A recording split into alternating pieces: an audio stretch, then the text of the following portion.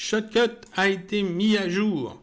Shotcut a été mis à jour, c'est pas rare qu'il est mis à jour, mais là c'est une mise à jour que j'ai envie de parler, j'ai envie de présenter. Donc je vais ouvrir mon projet de test, parfait. Et donc on va ouvrir le site officiel de Shotcut. Voilà. Donc ça c'est le site officiel de Shotcut, shotcut.org. Quand vous téléchargez Shotcut, prenez-le depuis ce site-là, pas depuis un autre site. Parce que en fait, il faut savoir qu'il y a des versions, des fausses versions de Shotcut. Il y a des logiciels qui se font passer pour Shotcut et qui ne sont pas Shotcut. Donc Shotcut, c'est un logiciel qui est gratuit, qui est open source et qui est disponible sur shotcut.org. Pour le télécharger, vous allez là, sur ce site-là, vous allez dans Download et ici, vous avez les 4 liens pour le télécharger. Les 2 premiers ici, Windows Installer, c'est les mêmes. C'est juste qu'ils ne sont pas sur le même site, mais c'est le même logiciel que vous téléchargez et c'est les versions officielles.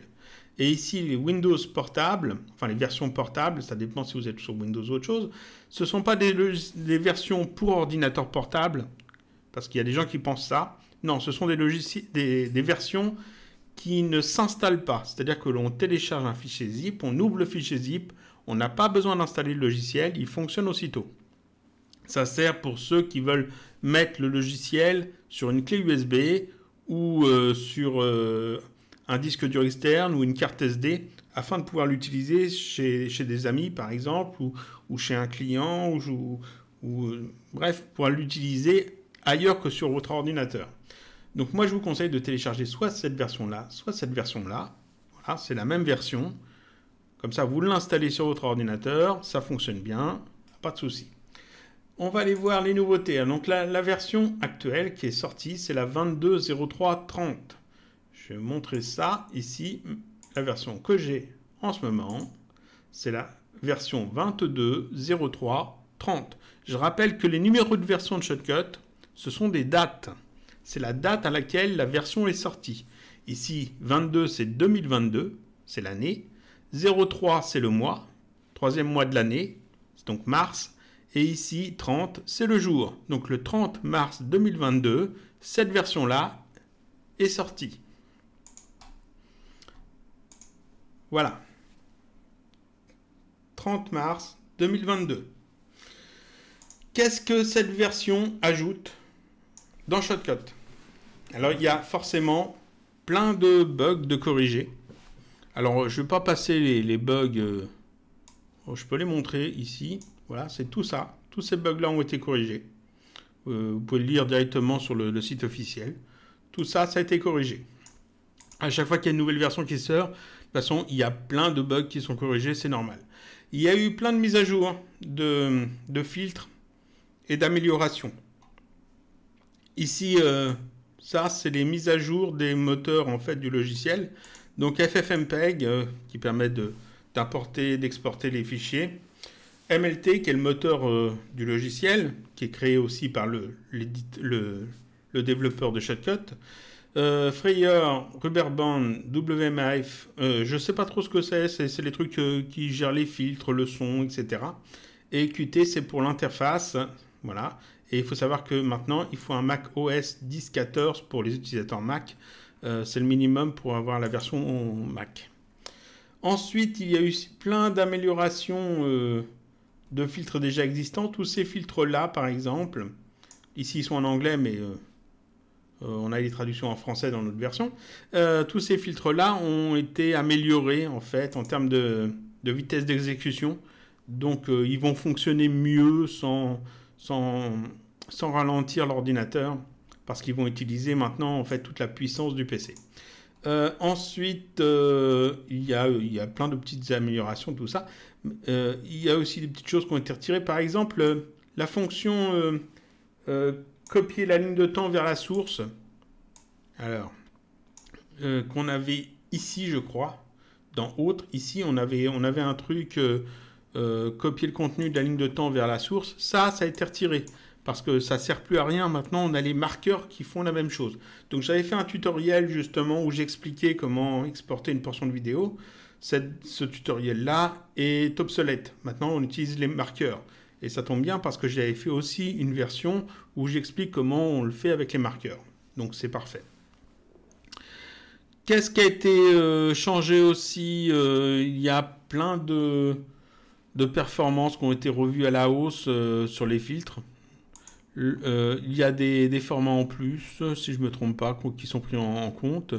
Et il y a 3 grosses fonctions qui ont été ajoutées, et c'est ces 2 qu'on va parler aujourd'hui. La première grosse fonction, enfin le gros ajout, qui n'est pas si utile que ça, mais qui marque quand même les choses, c'est qu'il y a ici un nouvel onglet, en fait un nouveau truc, c'est l'onglet Notes. Voilà. Ici, vous voyez qu'on peut mettre du texte. Du texte en fonction de ce que l'on fait dans le montage, afin de garder un truc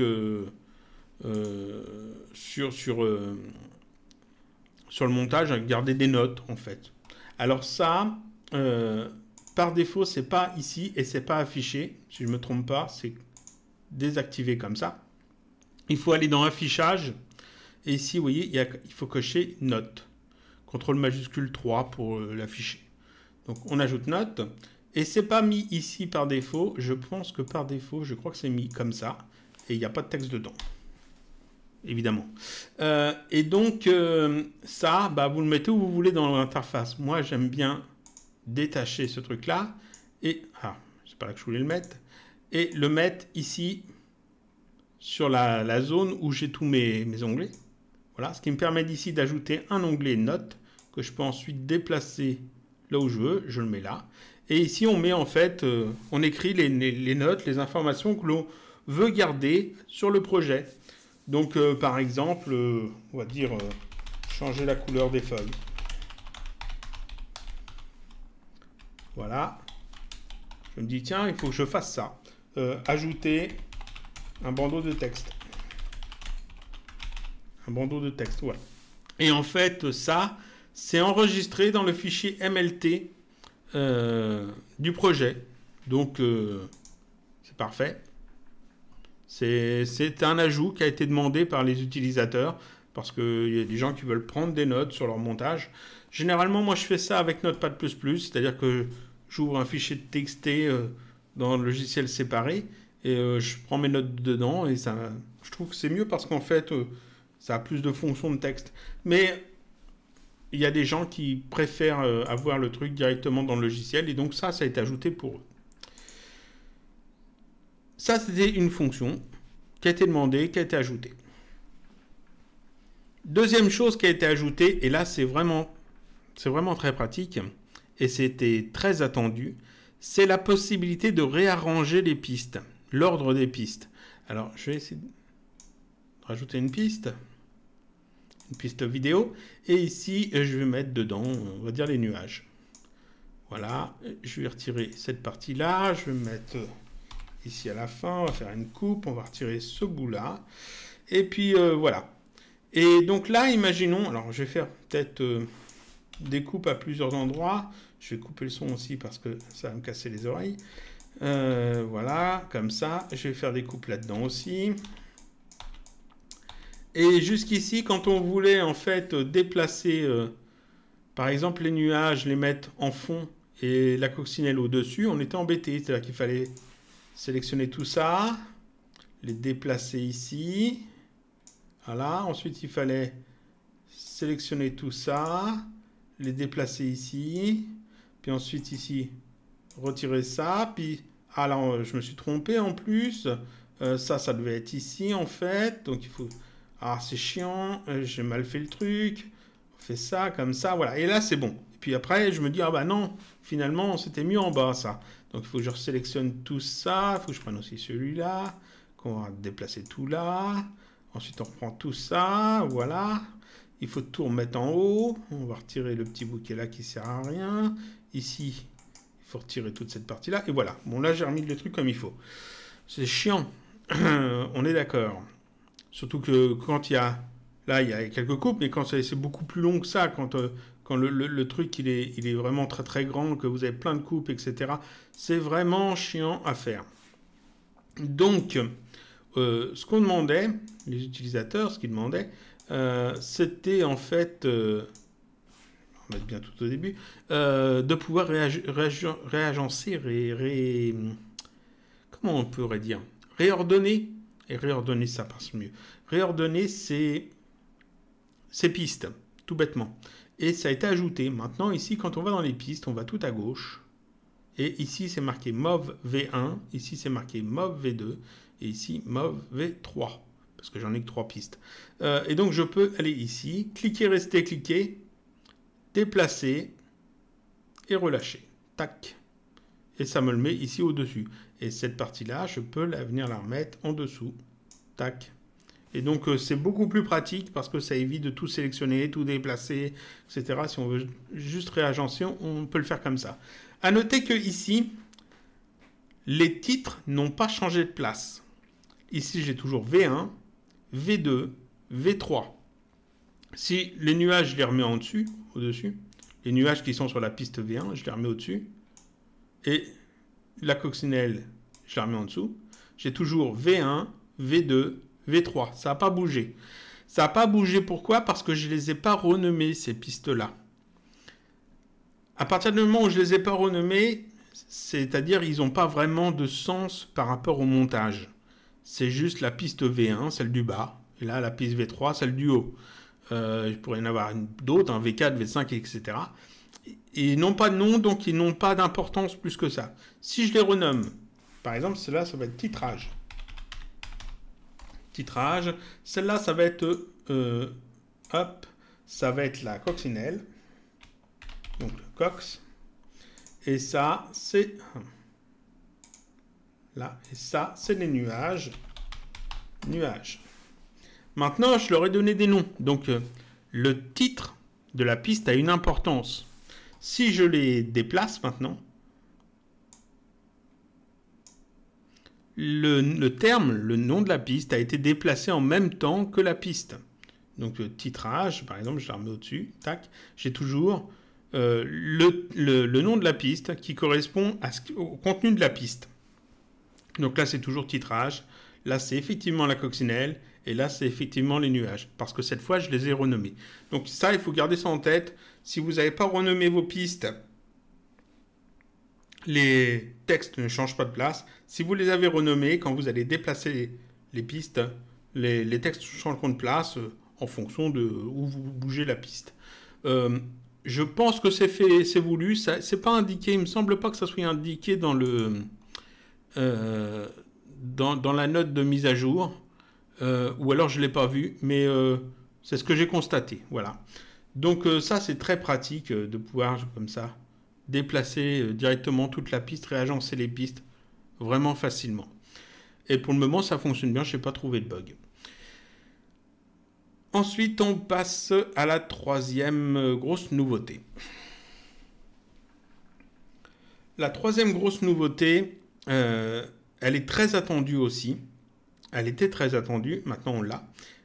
C'est la possibilité d'enregistrer une voix off dans la ligne de temps à partir de l'endroit où on a placé le curseur de lecture sans avoir à utiliser un logiciel externe.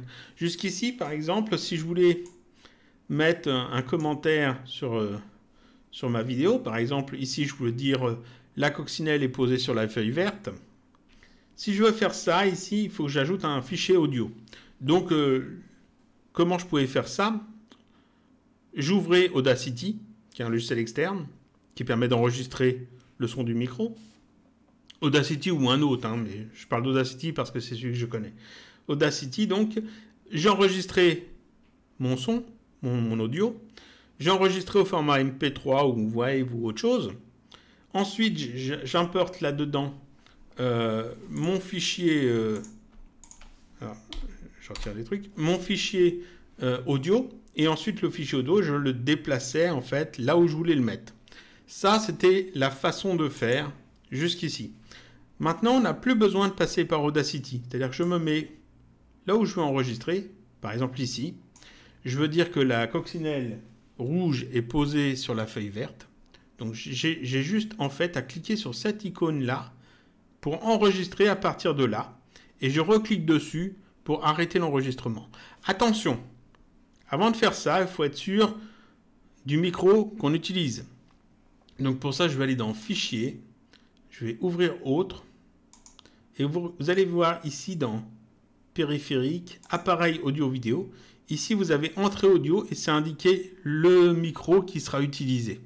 Ici, moi, j'ai que le Rode de brancher comme micro sur ma config.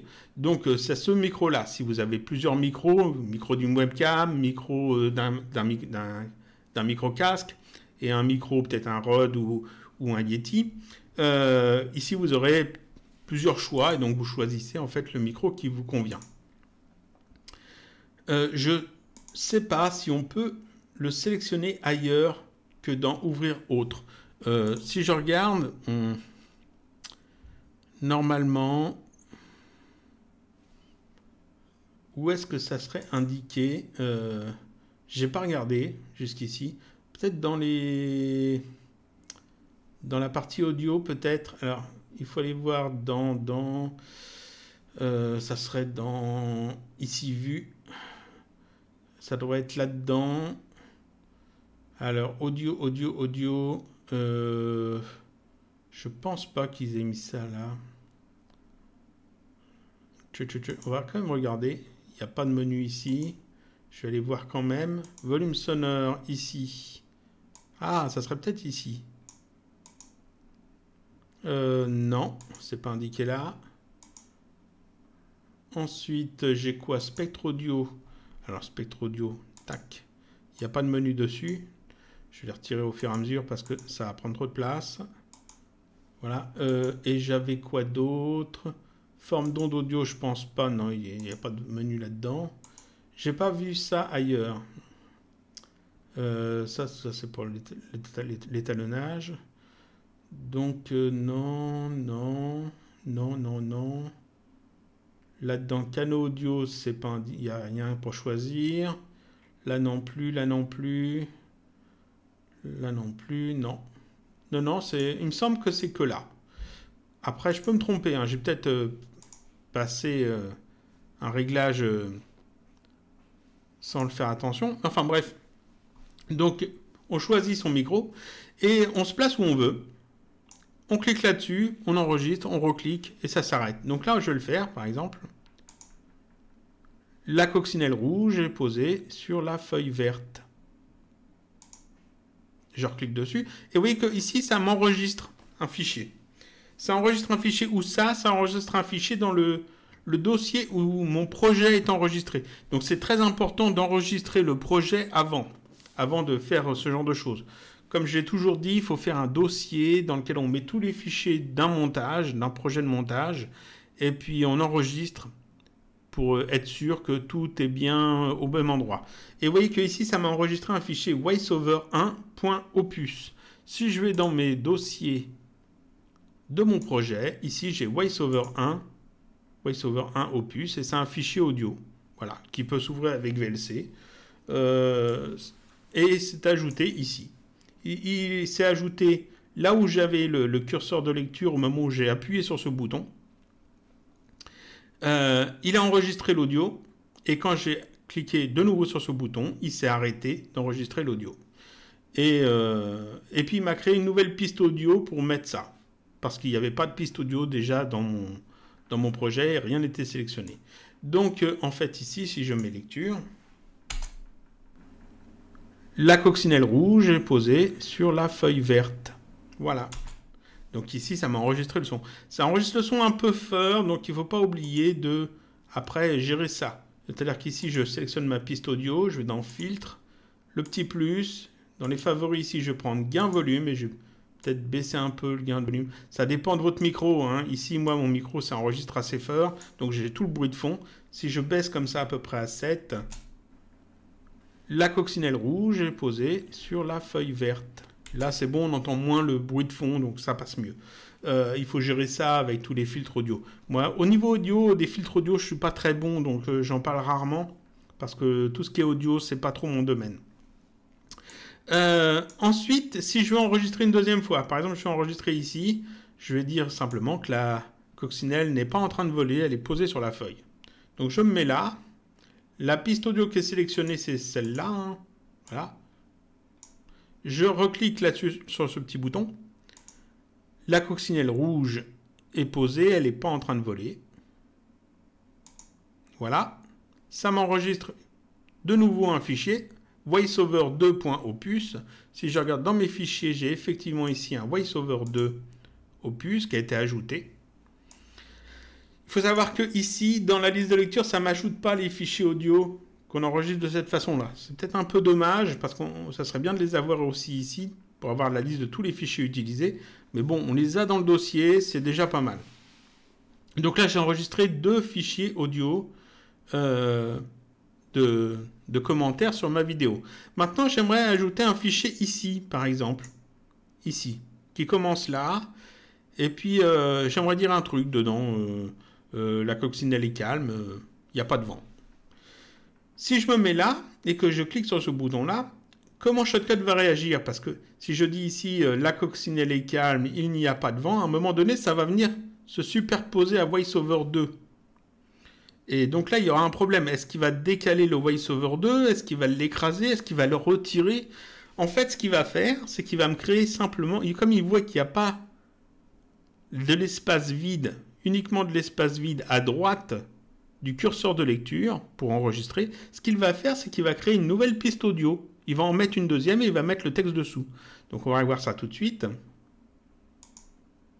La coccinelle est calme, il n'y a pas de vent.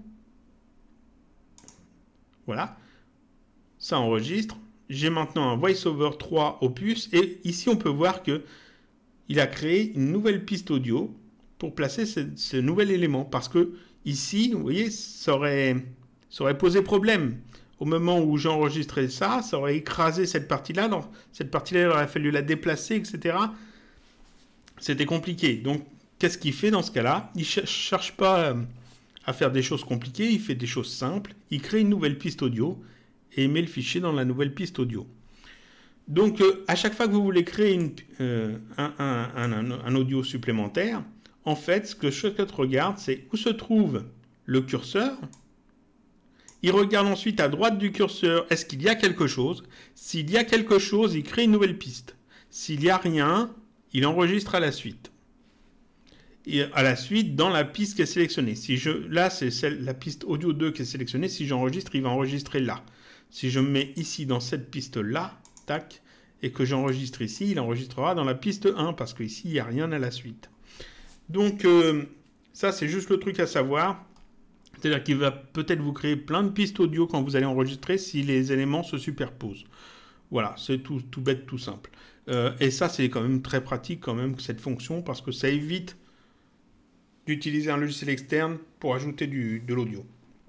Alors, comme il vous ajoute des pistes audio, n'oubliez pas, en fait, si vous avez besoin de gérer le volume, voilà, -7, c'était bien. -7, ah, j'y arrive, voilà, -7, c'est ce que j'ai mis à l'autre, oui. De rajouter, en fait, sur votre piste, un filtre pour gérer le volume, tout bêtement. Après, vous pouvez réajuster comme vous voulez, si vous voulez faire des choses plus comme ça, hein, c'est parfait. Puis vous débarrassez de la piste qui ne sert pas. Là, supprimer une piste, et on met tout dans une même piste. Si vous voulez, vous pouvez même ensuite écraser les pistes, faire des transitions. Ça marchera quand même, il n'y a pas de souci. Donc ça, c'était la troisième grosse fonction qui a été ajoutée dans Shotcut. Donc je rappelle en fait que cette version-là ajoute plein de corrections de bugs. Elle amène plein de corrections de bugs. Elle amène plein d'améliorations au niveau des filtres qui étaient déjà existants. Il y a la mise à jour d'FFmpeg, il y a la mise à jour d'MLT, il y a les performances qui vont être revues à la hausse en fait. Il y a en plus cette zone bloc-notes, ce bloc de texte note. Il y a la possibilité de déplacer les pistes et il y a la possibilité d'enregistrer de l'audio en voix off sur vos montages. Voilà, ça c'est la nouvelle version de Shotcut.